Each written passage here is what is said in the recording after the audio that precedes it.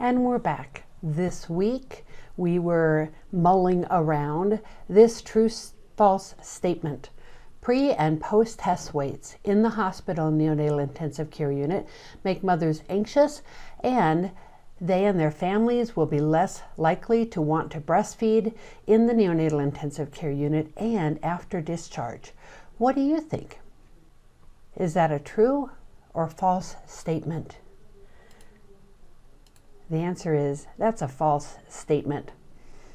And once again, we have some lovely data to support this. In 2014, Maastrup and her colleagues in Denmark, and again in 2021, showed that supporting test weighing increased breastfeeding rates actually instead of decreasing.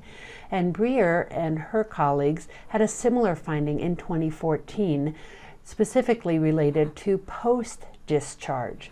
This is one of the big issues in my nursery. But think about it, we're weighing babies every single day. And so we often will tell families, don't worry about how much your baby is getting because we're weighing them and we'll know. The reality is, once they go home, we're not weighing them every day. And so whether it influences them in the hospital or post-discharge, what we want to think about is supporting parents and using test weights appropriately, thinking about them as a general gauge. Remember that babies don't eat the same amount bottle feeding, especially when they're learning. Same thing is true with breastfeeding. And in the beginning, we don't expect babies to transfer very much.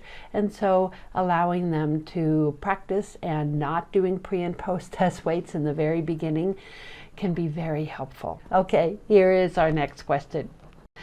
To do pre and post test weights in the hospital, you can put the baby on a scale and hold up the nasal cannula or the monitor wires, as long as you hold them in the same place each time. Now, I did think about how do I do this for the home setting, and what I want you to do if you're only in the home setting is think about how are those test weights being done. And I'll see you next week.